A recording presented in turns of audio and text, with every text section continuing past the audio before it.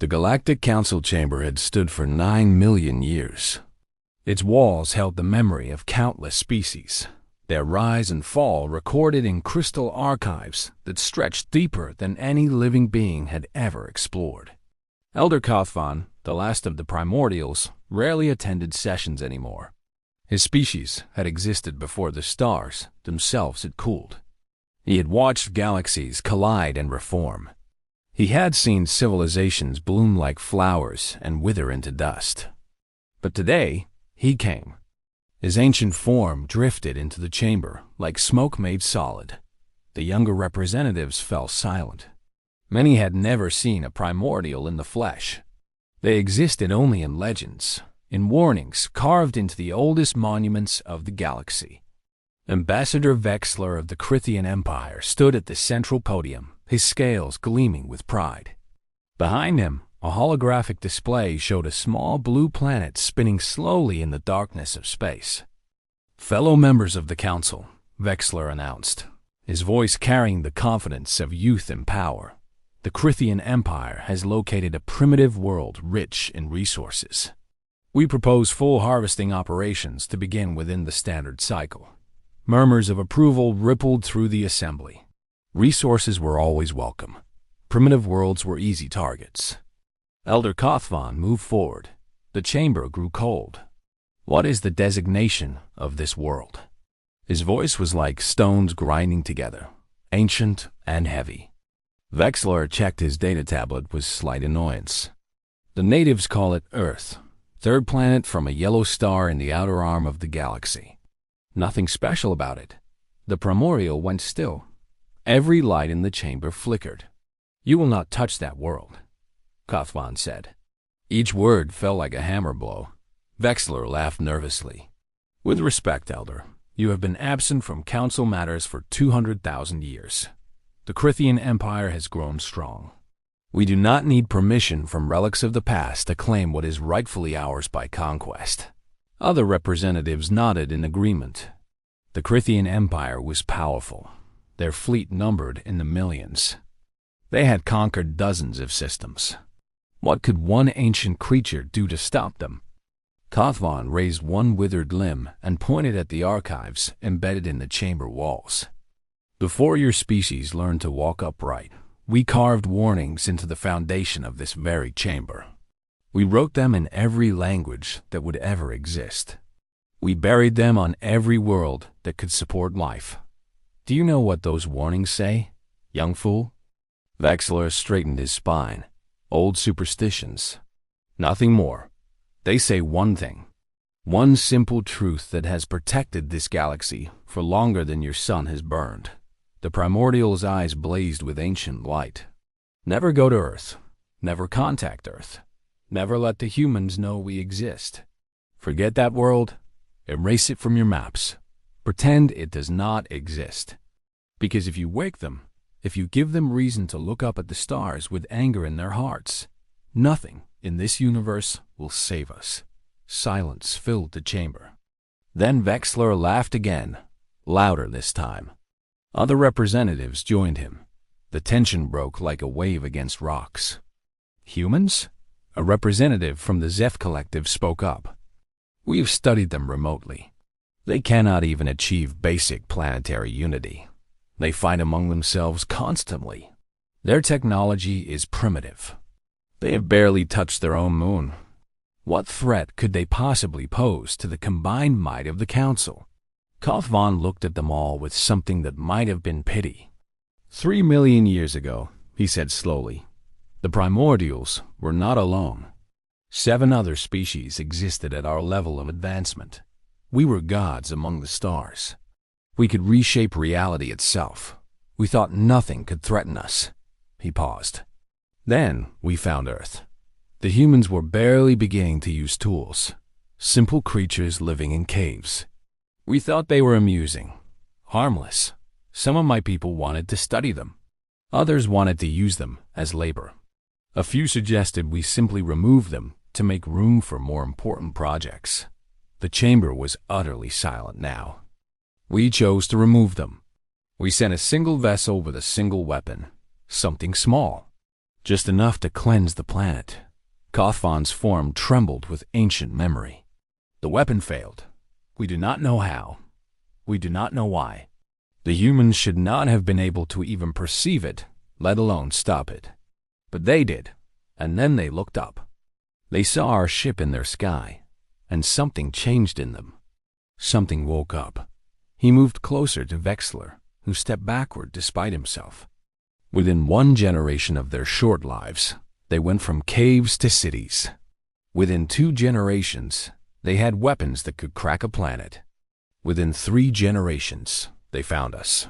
They found all of us, the 7 great species, the gods of the universe. Kothvan's voice dropped to a whisper. I am the only primordial left. The other 6 species are gone, erased, not conquered, not defeated, erased, as if they had never existed. The humans did not just destroy them. They removed them from time itself, from memory, from the very fabric of reality. I only survived because I was the one who argued against attacking Earth. One human looked at me and said, "You tried to stop them. You get to live. You get to warn the others. Make sure they listen better than your friends did." The holographic image of Earth suddenly seemed less harmless. The blue oceans looked like eyes, watching, weighing. After they were done, the humans returned to their planet. They chose to forget. They buried their power so deep that even they cannot remember it. They became primitive again by choice. They wanted to be left alone. They wanted peace. Kothvan looked directly at Vexler. The warnings we carved were not to protect us from dangerous aliens.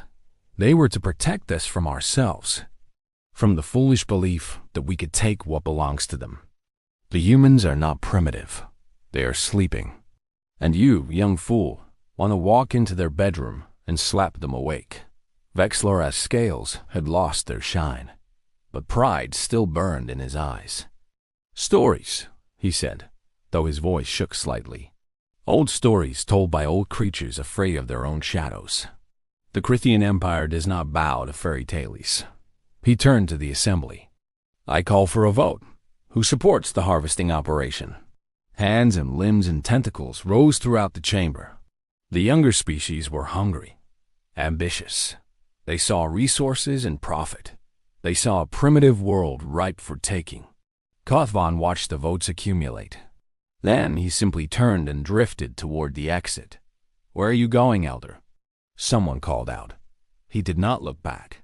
To the far edge of the universe. As far from Earth as I can possibly get. I suggest you all do the same, but you will not listen. The young never do. He vanished through the ancient doors. The Crithian fleet launched 3 cycles later. 2 million warships. Enough firepower to crack a dozen worlds. They emerged from hyperspace in perfect formation, surrounding the small blue planet like predators circling wounded prey. Admiral Krethson stood on the bridge of his flagship, watching Earth rotate below. He could see the lights of their cities on the dark side. So fragile, so small. Begin the bombardment, he ordered. The first weapons fired. They traveled toward the planet's surface at speeds beyond light itself.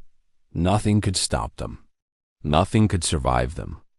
Then they simply ceased to exist, not destroyed, not deflected. They just stopped being real. Admiral Krethson felt a chill run through his entire body. Analysis, he demanded. What happened? His officers frantically worked their stations. Screens flickered with impossible readings. Sir, we are detecting a massive energy surge from the planet's surface. Source unknown. Type unknown. It does not match any recorded phenomenon. On the planet below, something stirred. In every country, in every city, in every home, humans stopped what they were doing. They looked up at the sky. Those who were sleeping woke. Those who were fighting stopped mid-blow. Billions of eyes turned upward as one, and they remembered. Admiral Krethsan watched in horror as his flagship began to dissolve. Not explode, not break apart. The metal itself was simply unmaking, atom by atom. Around him, his entire fleet suffered the same fate. The last thing he saw was a human face appearing on every screen on his ship. It was an ordinary face. Neither young nor old. Neither angry nor cruel. It looked almost sad. "We asked to be left alone," the face said. "We buried our memories for a reason. We wanted to start over, to be peaceful, to live simple lives." The dissolution accelerated. Pain beyond description flooded through every Crithian cell. Now we remember what we are, and we remember why we chose to forget. Because once we start, we cannot stop. Once the rage wakes, it does not sleep again until everything that threatened us is gone. The face turned away, as if speaking to others that Crethzan could not see. Start with the ones who sent them. Then find everyone who voted yes. Then find anyone who knew and did nothing. Then find anyone who might try this again. The face looked back one final time. "We gave you millions of years of peace. We asked for nothing except to be forgotten. And you could not even do that." The entire Crithian fleet ceased to exist in a single moment.